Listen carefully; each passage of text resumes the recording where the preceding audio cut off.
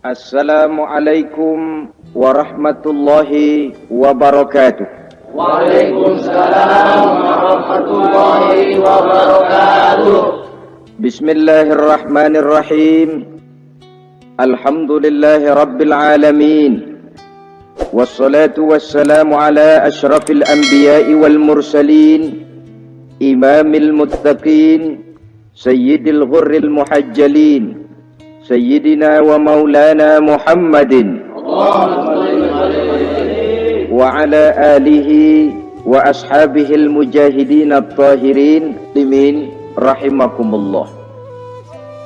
Kejadian dan keberadaan kita dalam kehidupan di dunia ini merupakan kejadian dan keberadaan yang terima jadi atau terima beres. Artinya tidak seorang pun di antara kita yang dahulunya pernah mesen untuk punya potongan seperti yang sekarang ini, punya warna kulit seperti yang sekarang ini, punya bahasa seperti yang sekarang ini. Seluruhnya kita terima jadi. Oleh karena kita terima jadi, maka Allah tidak menilai manusia dari rupa dan potongannya, tidak juga dari harta bendanya. Bersabda Nabi kita, "Innallaha la yanzuru ila suwarikum wa amwalikum, walakin yanzuru ila qulubikum wa a'malikum."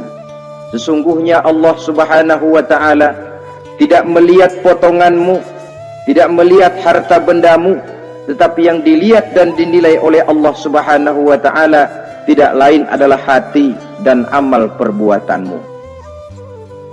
Kenapa rupa paras yang cantik tidak dijadikan penilaian utama oleh agama? Pertama, karena yang namanya cantik adalah relatif, tergantung siapa yang memandang. Yang menurut saya cantik, menurut saudara belum tentu cantik. Dan yang menurut saudara cantik, menurut saya mungkin jelek, nggak ketulungan. Oleh karenanya, di kalangan para ahli cinta ada perbedaan pendapat. Sebenarnya cantik yang bikin orang jatuh cinta, atau cinta yang menyebabkan orang jadi cantik? Dua-duanya bisa saja terjadi. Mungkin karena cantik orang lalu jatuh cinta, mungkin sudah kadong cinta biar gempor cantik juga. Tapi yang jelas cantik adalah relatif. Yang kedua, cantik itu temporer, berubah oleh pergeseran masa dan pertukaran waktu. Tidak ada orang makin ke ujung makin cantik. Sekarang dia sedang sweet 17-an, umur 17-an, of course cantik bukan alam kepala. Seluruh yang ada dalam dirinya menjadi syair di kalangan para remaja. Rambutnya katanya ikal berderai, pipinya bakpao dilayang, lalu janggutnya katanya macam lebah bergantung, alisnya macam semut beriring. Kalau dia senyum orang pada lemes. Itu sekarang 2, 30, 40 tahun yang akan datang, kalau dia senyum mungkin orang lari semua. Cantik itu temporer. Dan yang ketiga, di atas langit masih ada langit lagi. Di atas yang kita anggap cantik, rupanya masih ada yang lebih cantik lagi. Oleh karena itu, penilaian inti dari agama bukan soal potongan, bukan soal harta benda, tapi hati dan amal perbuatan. Alangkah lebih idealnya lagi kalau hati yang baik dan perbuatan yang baik berada pada rupa yang elok juga. Inilah yang dinamakan kecantikan zahir dan batin. Dan ini yang dimiliki oleh Nabi Allah Yusuf alaihi salam yang akan kita bicarakan pada pertemuan kita kali ini. Pantas kalau pada saat kita berdiri di muka cermin, disunahkan kita membaca doa seperti yang diajarkan Nabi, Allahumma kama hassanta khalqi fahassin khuluqi. Ya Allah, sebagaimana telah engkau baguskan rupaku, baguskan juga kiranya akhlak dan budi pekertiku. Supaya kecantikan zahir diiringi dengan kecantikan batin. So apa gunanya zahir yang cantik kalau batinnya berbahaya? Itu yang orang bilang, apa guna katanya berkain batik kalau tidak dengan kebaya? Apa guna berparas cantik kalau melulu bawa bahaya? Saudara-saudara yang saya hormati, Nabi Yusuf alaihi salam diberikan oleh Allah ketampanan zahir dan batin. Artinya zahirnya beliau memang tampan, batinnya pun memang beliau adalah baik. Dan inilah kebaikan yang berlipat ganda. Kadang-kadang ada orang yang tampangnya sederhana saja, tapi batinnya baik. Itu lebih baik ketimbang yang zahir dan penampilannya baik, tapi batinnya rusak. Maka kebaikan yang dianugerahkan Allah dalam kehidupan ini sesungguhnya bukan untuk to show only, bukan cuma untuk sekedar dipamerkan jadi kebanggaan, macam kontes ratu-ratuan yang manfaatnya hampir tidak ada. Kecantikan untuk disyukuri, kecantikan untuk digunakan kepada hal-hal yang bermanfaat sesuai dengan perintah dari yang memberikan kecantikan itu. Saudara-saudara yang saya hormati, Nabi Yusuf alaihi salam seorang nabi yang oleh Allah diberikan kecantikan zahir dan juga kecantikan batin. Beliau adalah putra dari Nabi Yakub, dari Nabi Ishak, dan dari Nabi Ibrahim alaihi salam. Artinya ayah beliau bernama Nabi Yakub, kakeknya adalah Nabi Ishak, dan datuknya adalah Nabi Ibrahim alaihi salam. Ia bersaudara sebanyak 11 orang. Dari saudaranya ini hanya satu yang seibu sebapak, yaitu Benyamin. Sedangkan yang lain adalah saudara dari lain ibu. Nah, sejak kecil Nabi Yusuf ini sudah memperlihatkan tanda-tanda bahwa di kelak kemudian hari dia akan tumbuh menjadi seorang besar. Sebab itu wajar kalau ayahnya memberikan perlakuan yang agak istimewa kepada Nabi Yusuf. Dan ini tentu memancing sifat iri dari saudara-saudaranya yang lain. Apalagi pada satu malam Nabi Yusuf di kala remaja itu pernah mimpi. Mimpi ini beliau ceritakan kepada ayahnya. Kata beliau, "Ya abati, inni ra'aitu ahada asyara kawkaba wasyamsa wal qamara ra'aituhum li sajidin." Jadi satu hari Nabi Yusuf cerita kepada ayahnya, "Ayah, saya mimpi." Mimpi apa Yusuf? "Saya melihat dalam tidur saya ada 11 bintang, lalu matahari dan bulan. Saya lihat seluruhnya sujud kepada saya." Ayahnya mendengar mimpi ini, mengerti takwil, lalu pesan kepada Nabi Yusuf, "Yusuf, mimpi ini jangan kau ceritakan kepada saudara-saudaramu. Mereka sudah punya pandangan yang tidak baik kepada dirimu. Kalau ini kau ceritakan, mungkin akan membahayakan bagi dirimu."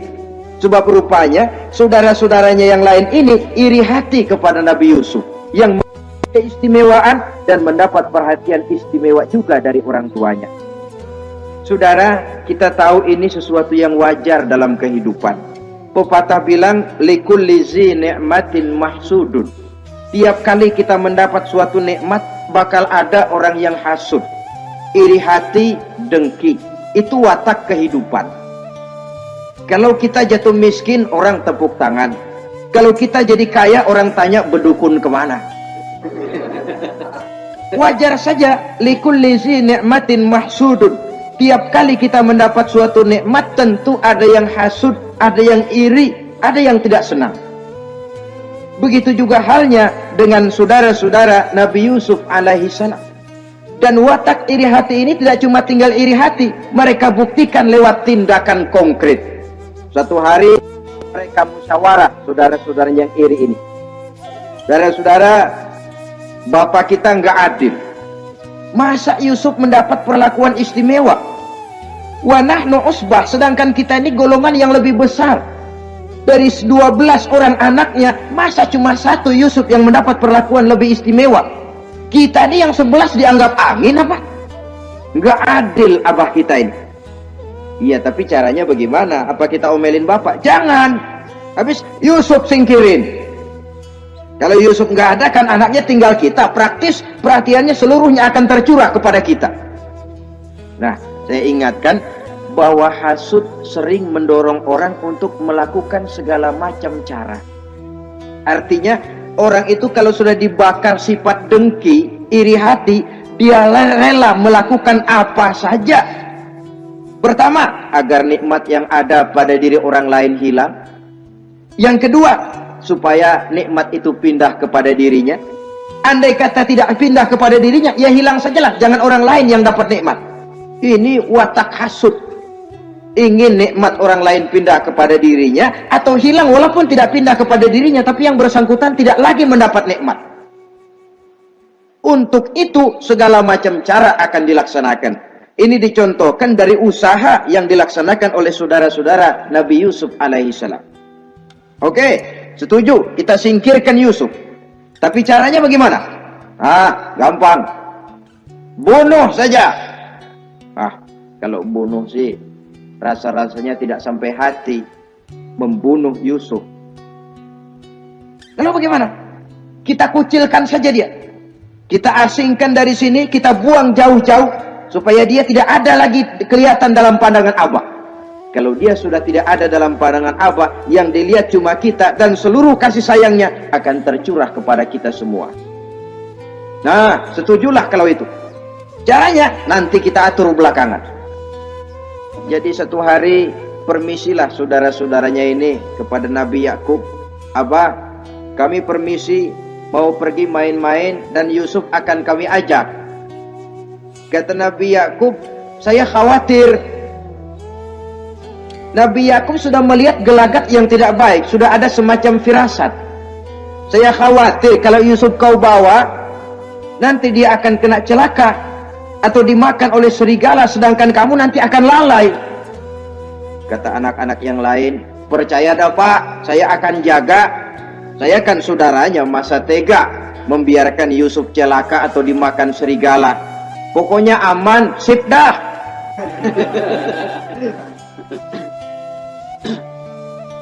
Akhirnya Nabi Yakub mengizinkan. Pergilah 12 bersaudara ini pergi bermain-main.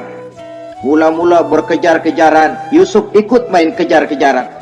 Lantas buka baju, Yusuf ikut buka baju. Sampai ketika tiba di tepian sebuah sumur tua, rencana yang sudah disepakati itu dilaksanakan. Nabi Yusuf diangkat beramai-ramai, digotong, lalu dimasukkan, diceburkan ke dalam sumur mati itu. Kemudian baju Nabi Yusuf itu mereka basahi dengan darah kambing. Setelah itu mereka pun pulang menemui Nabi Yakub alaihi salam dengan rasa sedih yang dibikin-bikin. Ini penyakit hasud. Jadi kalau orang hasud kepada kita, begitu kita mendapat kesulitan, dia datang dengan air mata buaya. Belagak sedih, belagak ikut berduka cita, padahal sih hatinya sorak, padahal batinnya girang bukan main. Pak, saya ikut berduka cita, Pak, saya ikut sedih, padahal hatinya biar mampus loh. Ini yang dilakukan oleh saudara-saudara Nabi Yusuf. Mereka datang dengan air mata berurai, nangis, Abah, ketika kami sedang main-main, Abah, kami lupa, kami tinggalkan Yusuf sendirian. Ketika kami balik, kami cuma mendapati bajunya sudah berlumur darah. Barangkali saudara kami Yusuf dimakan oleh serigala. Nabi Yakub tercenung. Ternyata firasatnya adalah benar. Baju Nabi Yusuf itu yang berlumur darah kambing, buatan saudara-saudaranya yang hasud tadi, diciumi dan dipeluk oleh Nabi Yakub. Kepedihan seorang ayah yang ditinggalkan oleh anak tercintanya. Saudara, adapun Nabi Yusuf alaihi salam tercebur di sumur mati itu. Sampai pada satu hari ada khalifah, ada kapilah niaga dari negeri Madian hendak menuju ke negeri Mesir, lewat di tempat itu. Ketika salah seorang mereka bernama Malik bin Dho'ar hendak mengambil air, timba diturunkan ke dalam sumur. Begitu diangkat, ini air kok berat amat. makin diangkat, makin berat, sampai di atas bukan air, orang isinya. Ada orang di ember. Dia lihat rupanya sangat tampan, elok, cantik. Ini barangkali anak bangsawan ini. Parasnya begini cantik, begini tampan. Ini kalau dijual di Mesir nanti tentu harganya mahal nih. Order nih, objek. Maka dibawalah Yusuf ini ke negeri Mesir. Setibanya di sana diperjualbelikan sebagai budak belian. Nah, nasib baik rupanya Yusuf ini ketika terjadi pelelangan dibeli oleh seorang pembesar istana, seorang menteri yang bernama Kitfir. Kitfir melihat, ini cantik anak remaja ini. Tampangnya elok, parasnya indah, kelihatannya budi pekertinya pun halus. Kita ambil saja ini, kata Kitfir kepada istrinya Zulaikha. Kita angkat dia jadi anak, siapa tahu nanti dia memberikan manfaat yang besar bagi kita. Baiklah. Dan sejak saat itu Yusuf dipelihara di rumah Kitfir dalam istana yang tinggal bersama istrinya Zulaikha. Menurut satu riwayat 10 tahun lamanya Nabi Yusuf tinggal di tempat Kitfir. Dan selama 10 tahun itu tentu terjadi perkembangan baik jasmaninya maupun rohaninya. Dari anak-anak ia berubah menjadi remaja, lalu meningkat ke arah dewasa. Makin matang kedewasaannya, makin tampan dan elok parasnya, makin cantik budi pekertinya, ditempa oleh watak kenabian yang disiapkan oleh Allah Subhanahu wa ta'ala. Sehingga tidak heran ketampanan Nabi Yusuf ini lalu jadi buah bibir di kalangan istana. Tidak cuma anak perempuan bangsawan, tidak cuma istri para penguasa, sampai kepada kelompok orang awam selalu berandai-andai, kalau saja, andai kata, umpama saya bisa berdampingan dengan Yusuf, kalau saja. Kata-kata kalau saja ini keluar dari perempuan-perempuan yang melihat Yusuf alaihissalam. Dan yang unik, kecantikan Nabi Yusuf itu, kalau dia berdampingan dengan orang yang jelek, si jelek ini ikut sedikit cantik. Biasanya kan kalau ada orang ganteng duduk berdampingan sama orang jelek, makin kelihatan kegantengannya, yang jelek makin demek. Itu biasanya. Tapi kecantikan Nabi Yusuf ini tidak mengangkat orang lain. Nah, rupanya yang tertarik kepada ketampanan Nabi Yusuf ini tidak cuma perempuan-perempuan lain, juga termasuk Siti Zulaikha, istri daripada Kitfir, yang merupakan ibu angkatnya. Kalau pada mulanya Zulaikha merawat Nabi Yusuf sejak kecil dengan harapan nanti akan membawa manfaat, setelah dilihatnya makin lama makin tampan, makin lama makin cantik, makin lama makin rupawan, berubah rupanya rasa kasih sayang seorang ibu menjadi kasih sayang seorang perempuan kepada laki-laki. Dia merindukan saat-saat di mana dia bisa mencurahkan rasa hatinya itu kepada Nabi Yusuf alaihi salam. Hampir-hampir nyaris Zulaikha ini, kalau istilah anak muda barangkali, siang jadi kenangan, malam jadi impian. Kemanapun dia pergi, bayangan Yusuf juga yang selalu menggodanya. Selalu ditunggunya saat-saat yang mungkin untuk dia bisa menyampaikan hasrat hatinya kepada Nabi Yusuf alaihi salam. Dan saat itu pun datang. Satu hari Kitfir harus menghadiri persidangan negara. Rumah besarnya lenggang, para pembantu kebetulan tidak seorang pun ada di dalam. Inilah saat yang ditunggu-tunggu oleh Zulaikha. Keluarlah ia dari kamarnya dengan pakaian yang tipis sewarna dengan warna kulitnya, sehingga pakaian dalamnya nyaris tembus. Dengan langkah yang diatur sedemikian rupa, memancing rangsangan, ia datang menghampiri Yusuf alaihi salam. Lalu dengan suara lemas memelas, ia pun memanggil Yusuf. Ada apa tuanku? Sini yang. Kalau bahasa kita. Melihat mendengar suaranya yang lain dari hari-hari biasa. Apalagi melihat pakaian Zulaikha yang begitu tipis. Nabi Yusuf berdetak sangat cepat. Darah mengalir dengan cepat. Maklum, beliau juga manusia, laki-laki, normal terlepas dari kenabiannya. Jantungnya dak-dik-duk. Kemari Yusuf, sini. Ada apa tuanku? Sudah lama Yusuf. Lama apa tuanku? Saya memendam rindu kepadamu Yusuf. Siang malam engkau juga yang jadi tumpuan harapan saya. Kemanapun saya pergi seakan wajahmu juga yang saya lihat Yusuf. Tidur saya jadi tak nyenyak. Makan saya tak pernah membawa kekenyangan Yusuf. Tidur yang biasanya mendatangkan semangat seolah semuanya pergi meninggalkan saya Yusuf.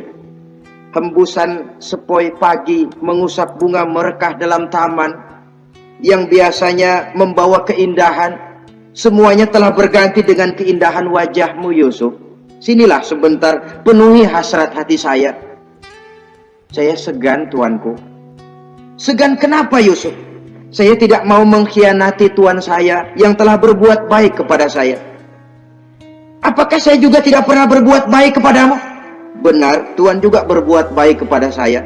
Tapi pantang saya mengkhianati majikan saya. Yusuf, sekarang kesempatan yang baik.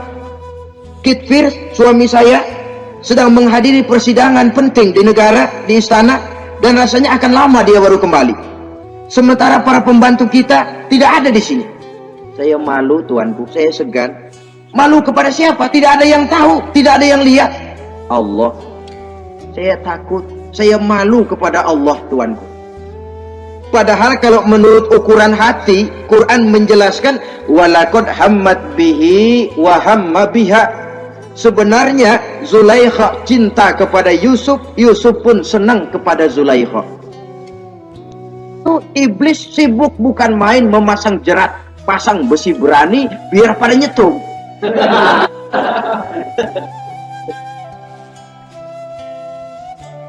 Zulaikha senang Yusuf. Yusuf sebenarnya pun secara manusiawi menyenangi Zulaikha. Walaula an ra'a burhana rabbih. Tapi Yusuf ketika itu melihat larangan Allah, peringatan Allah. Seolah-olah dia lihat Allah mengatakan, Yusuf, ini letter S. Dilarang parkir di sini.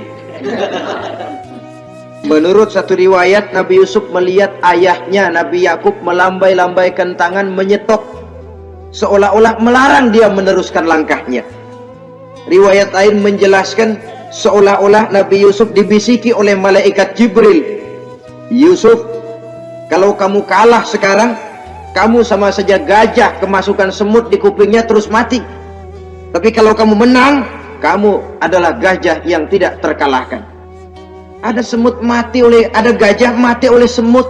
Alangkah memalukan. Binatang yang begitu besar jatuh hanya oleh binatang yang begitu kecil. Artinya apa?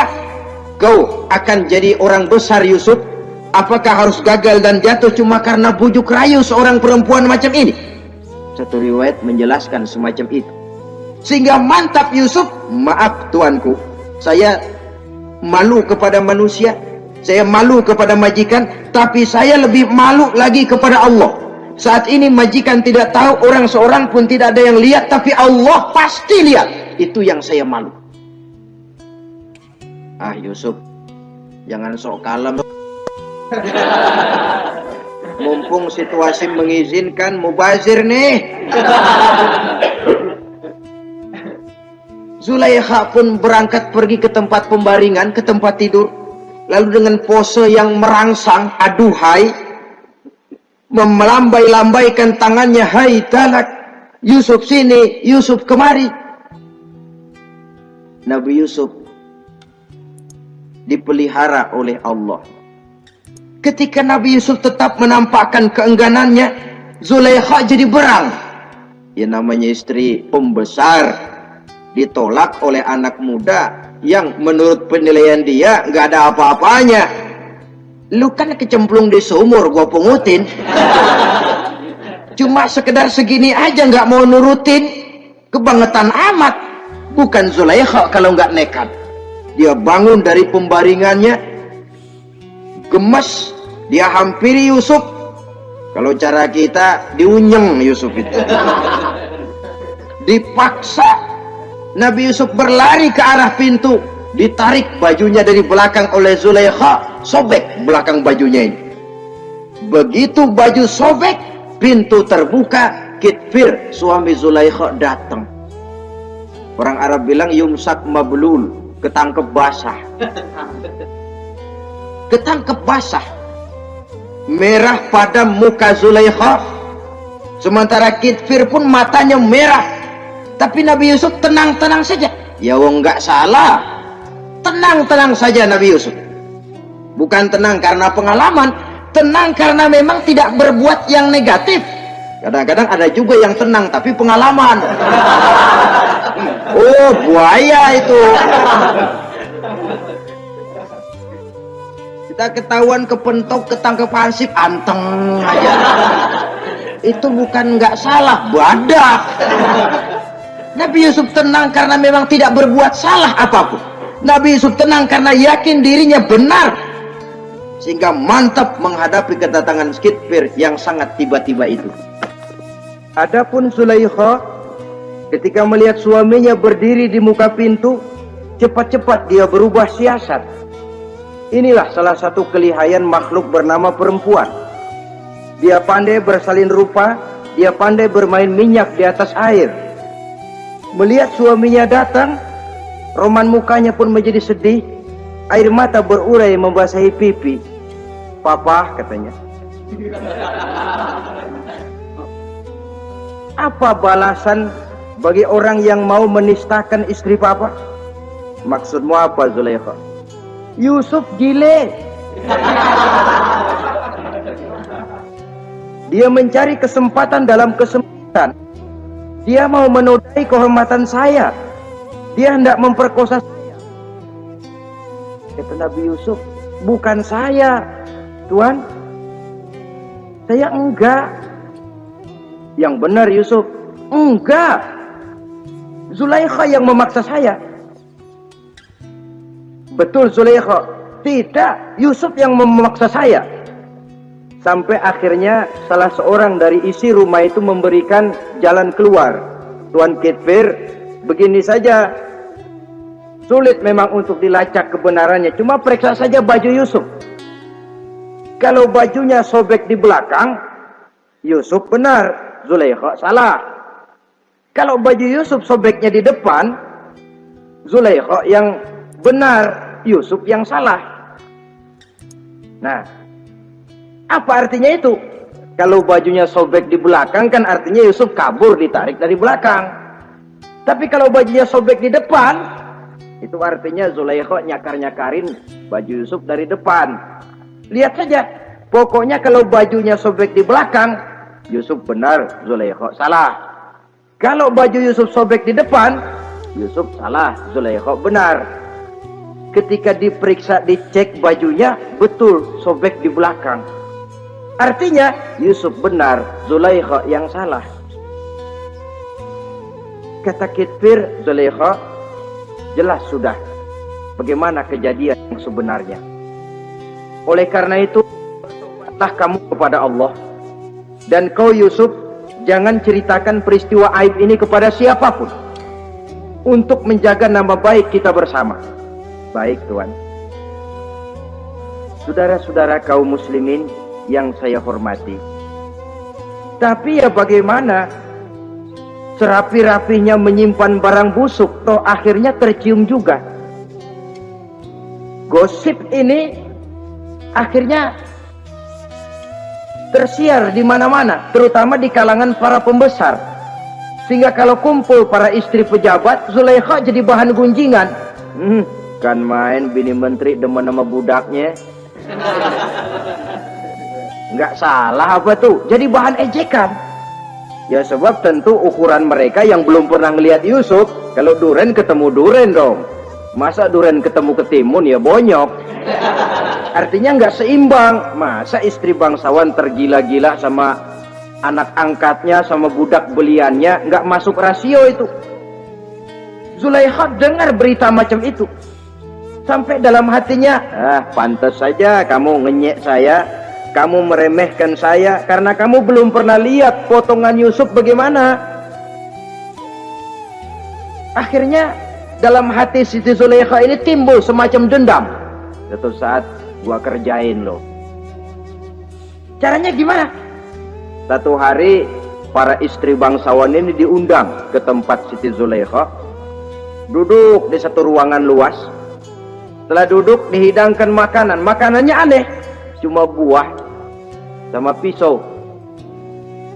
Ketika buah dan pisau sudah siap, satu orang satu, satu orang satu, satu orang satu, ketika mereka sedang mengupas itu, Zulaikha berkata kepada Nabi Yusuf, Yusuf, kau jalan dari sini ke sana, melintas kayak peragawati gitu. Untuk apa Tuhan? Pokoknya jalan aja dah. Nabi Yusuf jalan. Sejak beliau melangkah ke ruangan itu, semua mata perempuan-perempuan bangsawan yang lagi ngupas buah, semuanya tertuju kepada Yusuf. Ada yang matanya emang buluk, makin buluk. Ada yang ngeliatin campur mulutnya menganga. Apa kata mereka? Falamma ra'ainahu akbarnahu wa qatta'na aydiyahunna wa qulna hasya lillah ma hadza bashar in hadza illa malakun karim. Falamma ra'ainahu, ketika perempuan-perempuan itu melihat Yusuf, akbarnahu, mereka agungkan Yusuf, wa qulna hasya lillah, mereka bilang, ini sih bukan orang nih, ini malaikat nih, bukan orang. Nah, orang segini cakepnya, artinya belum pernah mereka lihat paras yang secantik dan setampan itu. Akibatnya apa? Nggak berasa mau motong buah, keiris tangan. Rata-rata perempuan yang ada di situ tangannya pada luka. Kenapa? Mau motong buah, mata kemana, mulut kemana, tangan kepotong. Melihat itu semua, Zulaikha puas. Nah, kamu baru melihat sekejap. Bagaimana saya yang siang malam melihat Yusuf? Bagaimana saya yang tiap saat hidup bersamanya? Bagaimana saya nggak merindukan dia? Ente yang baru pernah ngelihat sekelebatan udah motong tangan. Saya yang tiap hari sama-sama dia nggak celeng juga udah pantas. Saudara-saudara kaum muslimin yang saya hormati, akhirnya untuk menjaga nama baik keseluruhannya, Nabi Yusuf pun mengalah. Karena berita ini sudah tersiar, Yusuf dipojokkan. Tidak cuma sekedar dipojokkan, beliau dimasukkan ke dalam penjara. Tapi apa kata beliau? Rabbi sijnu ahabbu ilayya mimma yad'unani ilai. Ya Allah, kalau memang karena resiko penolakan saya terhadap ajakan Zulaikha menyebabkan saya harus masuk penjara, penjara lebih saya sukai, penjara lebih saya cintai ketimbang ikut kemauan Zulaikha. Saudara-saudara, kadang-kadang kita berpikir, kalau kesempatan itu datang kepada kita, mampukah kita menjatuhkan pilihan seperti pilihan Nabi Yusuf ini? Lebih baik penjara ketimbang mengikuti bujuk rayu perempuan untuk melakukan perbuatan yang menyeleweng ini. Ini yang dipilih oleh Nabi Yusuf, tegar. Kalau memang sebagai resikonya saya harus masuk penjara, penjara lebih saya cintai, penjara lebih saya suka daripada mengikuti bujukan Zulaikha. Teguh karena suatu prinsip. Bukankah dalam perjuangan menegakkan akidah, kadang kita mendapat piala, tapi tak jarang kita berhadapan dengan penjara. Kadang kita disanjung, kadang kita dicaci. Itu romantika perjalanan dari yang namanya perjuangan. Tapi pilihan harus ada. ketimbang ikut bujuk rayu perempuan yang mengajak melakukan perbuatan serong. Penjara lebih saya cintai. Sudah pada saat hendak diajak tidak ada yang melihat, beliau menolak. Akibat penolakannya pun masuk penjara, tapi penjara lebih menyenangkan hatinya ketimbang hidup merdeka tapi jiwa terpenjara. Inilah Nabi Yusuf barangkali. Biar badan masuk penjara asal jiwa merdeka. Kita sekarang sebaliknya. Jiwa terpenjara tidak jadi soal asal badan merdeka. Maka jiwa kita sering dijajah. Entah dijajah harta, entah dijajah pangkat dan jabatan, entah dijajah iblis. Jiwa kita yang terpenjara, sementara badan kita merdeka. Nabi Yusuf tidak. Biarlah badan di penjara, asal jiwa merdeka untuk menegakkan sesuatu yang hak. Saudara-saudara yang saya hormati, adapun di dalam penjara itu, Nabi Yusuf satu sel dengan 2 orang bekas pelayan istana yang dituduh menaruh racun ke dalam hidangan yang hendak disajikan kepada raja. Yang satu tukang ngatur minuman, yang satu tukang ngatur makanan untuk raja. Siapa yang naruh racun nggak jelas, tapi dua-duanya ditahan. Nah, sampai satu malam teman satu sel ini dua-duanya ngobrol kepada Nabi Yusuf. Yusuf, kami ini dipenjara karena dituduh menaruh racun ke dalam hidangan yang dihidangkan kepada baginda raja. Siapa yang salah, kami sendiri tidak tahu. Saya nggak ngerasa naruh racun, kata yang tukang ngatur minum. Saya juga enggak, kata yang tukang ngatur makan. Sampai satu malam mimpi. Mimpi itu diceritakan kepada Nabi Yusuf. Kata yang tukang ngatur minuman, Yusuf, saya mimpi. Saya memeras anggur, lalu menghidangkannya kepada baginda raja. Apa arti mimpi saya?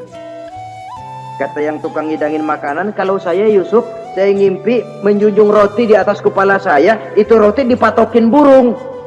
Apa arti mimpi saya? Saudara-saudara, Nabi Yusuf tersenyum. Adapun kamu yang mimpi memerah anggur, kamu akan keluar dari penjara bebas dan akan kerja lagi di istana. Adapun kamu yang mimpi menjunjung roti dipatokin burung, kamu akan dihukum mati, disalib, dan kepalamu akan dipatokin oleh burung. Ini tukang roti ngotot, bisa aja lu ah. Ya lempengan apes ramalannya. Ya bukan soal bisa nggak bisa, lihat aja kenyataannya. Cuma kepada kamu yang tukang ngatur minuman, saya pesan, kalau nanti kamu bebas kembali di istana raja, tolong ceritakan ihwal saya kepada baginda raja ini. Saya mendekam di penjara ini tanpa berbuat salah apapun. Baik, insya Allah Yusuf. Dan ketika persidangan memutuskan seperti tepat yang diramalkan Nabi Yusuf, si tukang menghidangkan makanan dihukum mati, si tukang menghidangkan minuman kembali kerja di istana. Tapi begitu kerja, dia lupa sama pesan Nabi Yusuf. Itu biasanya watak orang memang begitu. Kalau dalam keadaan kepepet, macam-macam janjinya. Begitu keadaannya longgar, lupa sama janjinya. Sehingga ada pepatah katanya, nolongin anjing kejepit. Waktu kejepit, kaing-kaing minta ditolongin. Begitu udah rapi ditolongin, yang nolongin bisa digigit. Saudara hadirin yang saya hormati, sampai bertahun-tahun Nabi Yusuf mendekam dalam penjara. Tapi itulah yang menambah kedewasaannya. Maka orang beriman ya, yang mantap nilai imannya, tempat tidak jadi soal. Kadang-kadang dia merasakan penjara lebih indah dari alam terbuka. Banyak orang-orang beriman yang justru di penjara menghasilkan karya-karya besar. Kita tahu misalnya almarhum Hamka justru di penjara bisa menyelesaikan tafsir Al-Azharnya, salah satu karya besar pujangga terkemuka ini. Macam Hasan Al-Banna, Abdul Qadir Audah, dan banyak lagi tokoh-tokoh Ikhwanul Muslimin merasakan justru penjara itu bagaikan sorga. Kenapa? Mereka yakin di penjara untuk sesuatu yang benar, maka tempat tidak pernah jadi masalah. Kalau jiwa merdeka puluhan tahun mendekam di penjara, tidak akan merupakan satu rasa yang lama. Kenapa? Jiwa tidak bisa dibatasi oleh ruangan 2 x 3 meter. Jiwa yang merdeka tidak bisa dibatasi dengan teralis besi. Jiwa yang merdeka tidak bisa dibatasi dengan dinding tembok yang tebal. Jiwa yang merdeka mengembara, melanglang buana mencari idealisme yang ada dalam dirinya. Itu yang dirasakan oleh Nabi Yusuf alaihissalam. Untungnya satu malam raja ngimpi. Untungnya ini ngimpinya luar biasa. Ada 7 ekor lembu gemuk-gemuk makanin 7 ekor lembu yang kurus-kurus. Lalu ada 7 batang gandum yang isinya gemuk-gemuk. Ada 7 batang gandum yang sudah layu-layu. Nah, pagi-pagi ini seluruh dukun-dukun istana dikumpulin. Para ahli nujum apel menghadap baginda raja. Nujum, dukun, ada apa Tuan Raja? Tadi malam saya ngimpi ada 7 ekor lembu gemuk-gemuk memakan 7 ekor lembu yang kurus-kurus. Coba takwilkan apa arti mimpi saya itu. Dukun kata, baru tumben nih aku dengar mimpi begini. Kata Nujum ditanya Nujum godek. Ah, Tuan Raja itu mah kembang tidur aja kali ah. Tidak seorang pun yang mampu mentakwilkan arti mimpi baginda. Sampai tukang minuman dengar lapor, Tuan Raja, ada apa, Mas? Saya waktu di penjara ada seorang anak muda namanya Yusuf, dia mentakwilkan mimpi saya dan pas seperti takwilnya. Ah, panggil Yusuf. Dipanggil Yusuf, dibukain pintu penjara, masuk tukang anggur, tukang minuman ini. Yusuf, ente? Iya. Kemana aja? Itu dia Yusuf, kelupaan.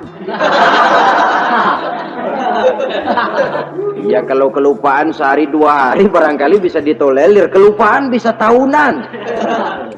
Cuma begitu dengar ada mimpi, pikir tukang minuman. Ah, kali aja ini Yusuf bisa takwilkan, kan jasa saya nemuin Raja sama Yusuf kan. Komisi lumayan. Begini Yusuf, baginda raja mimpi begini-begini, barangkali kau bisa takwilkan, kau dipanggil menghadap Tuan Raja. Berangkatlah Yusuf menghadap Tuan Raja.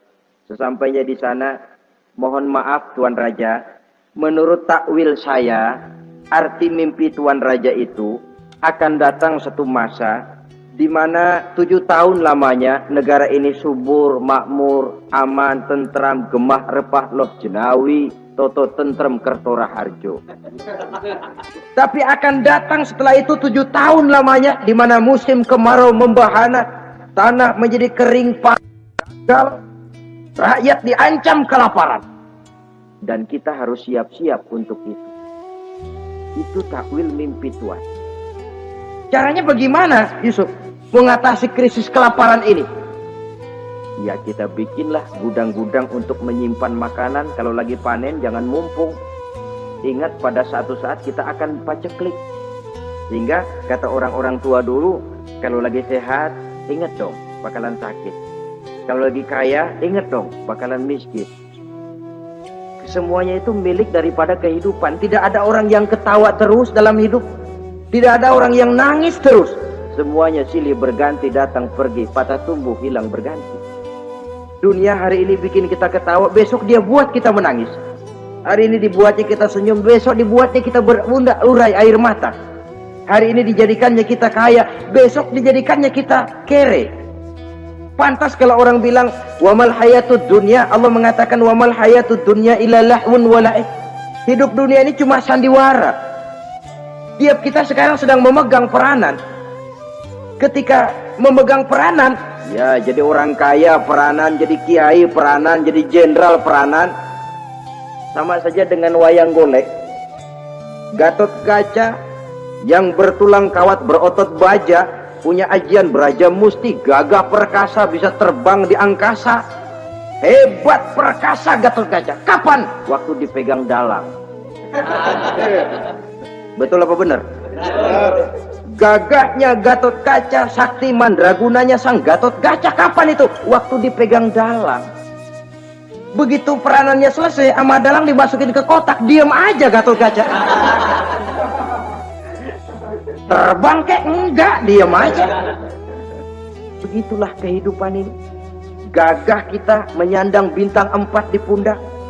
Gagah kita membawa harta yang banyak. Gagah kita memegang jabatan ini dan itu. Waktu oleh sang sutradara dimasukkan ke dalam lubang yang luasnya tidak lebih 1 kali 2 meter. Nggak bekutik. Nggak ada yang lawan. Jenderal yang berbintang 4 dilonjorin, dia yang lihat anteng aja. Habis peranan sudah sampai di situ. Dan itu wajar. Kata Nabi Yusuf, kalau lagi panen, ingat pada suatu saat kita akan paceklik. Jangan giliran panen besar. Di daerah-daerah kita lihat, sudah panen pesta pora.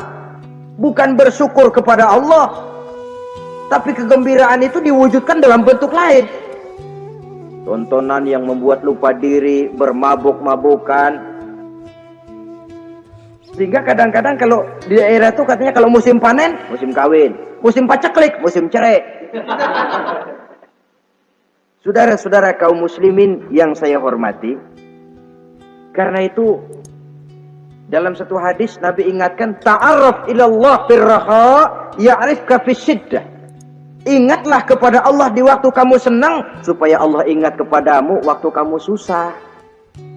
Kalau waktu senang kita lupa kepada Allah, ya wajar. Kalau waktu susah Allah juga lupain kita.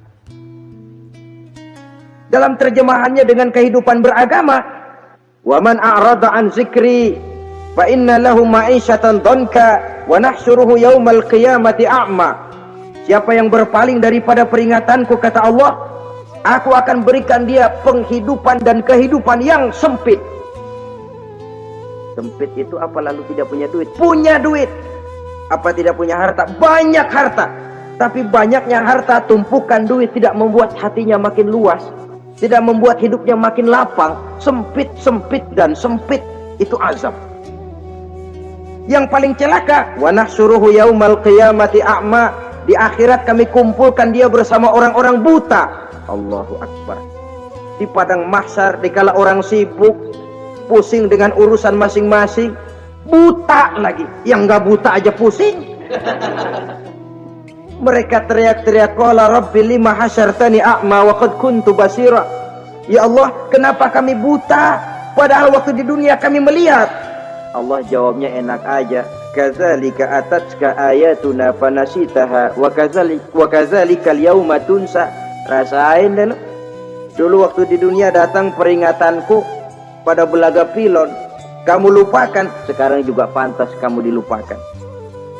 Waktu susah kamu lupa, waktu senang kamu lupa Allah. Waktu susah juga pantas kamu dilupakan Allah. Waktu di dunia kau berpaling dari peringatan Allah, kalau sekarang Allah berpaling kepadamu juga adil. Walaupun kalau Allah mau tidak berpaling juga adil, sebab Allah itu mutlak. Tidak ada yang membatasi apa yang dimaui oleh Allah. Saudara-saudara kaum muslimin, itu pesan Nabi Yusuf. Bikin gudang yang besar, simpan bahan makanan untuk persediaan musim kemarau. Kalau begitu sekalian aja deh Yusuf. Sekalian bagaimana Tuan Raja? Kau saya angkat jadi menteri urusan makanan dan urusan kemakmuran. Tuan Raja, apa enggak terburu-buru? Kau bisa mentakwilkan mimpi saya, bahkan kau bisa mencari jalan keluar. Ini sudah sesuatu yang menguntungkan Yusuf. Mencari jalan keluar ini pemikiran yang menteri saya belum bisa berpikir kayak kamu. Sudah, kau pegang jabatan ini. Nabi Yusuf tidak minta, diberikan. Ada pesan, jangan memberikan jabatan kepada orang yang meminta. Tuh, kalau orang sudah minta tentu ada pamrih dan ada tendensi. Jangan memberikan jabatan kepada orang yang banyak ngeluarin duit untuk mencapai jabatan itu. Sebab apa? Kalau orang mendapat satu jabatan karena banyak ngeluarin duit, maka pekerjaan pertama yang akan dilakukan setelah mencapai jabatan itu ialah dia akan berpikir, bagaimana caranya biar modal gua pulang. Orang jadi gubernur, jadi menteri karena banyak ngeluarin duit, belum dia sempat kerja buat kepentingan rakyatnya, dia lebih dulu akan berpikir bagaimana duit yang saya keluarin supaya pulang. Sisanya kalau ada, barulah untuk kepentingan rakyat, itu pun kalau keburu. Saudara-saudara yang saya hormati, Nabi Yusuf tidak pernah minta jabatan. Raja memberikan jabatan itu. Dan tepat seperti takwil beliau, musim kemarau datang, rakyat dilanda kelaparan, lalu berbondong-bondong ke istana mencari bahan makanan. Yusuf langsung mendrop bahan makanan ini. Alhasil saudara-saudara, bahaya kelaparan ini sampai juga ke daerah tempat di mana Nabi Yakub tinggal. Lalu beliau utus anak-anaknya. Saya dengar di negeri Mesir ada seorang menteri muda yang tampan dan baik hati. Pergilah kau ke sana dan mintalah makanan darinya. Berangkatlah mereka ini. Saudara-saudara, Nabi Yusuf lihat, ini saudara-saudara saya ini yang dulu nyeburin saya ke sungai. Sekarang pada antri minta jatah makanan. Kalau kita lagi di atas ngeliat orang di bawah kan enak, yang bawah kelagapan. Orang sedang berkuasa, namanya lagi berkuasa, ngomong apa juga benar. Orang kalau lagi berkuasa kentut bagus masih. Tapi kalau sudah jatuh, jangankan apalagi buang angin, batuk aja diomelin. Miskin batuk melulu lah.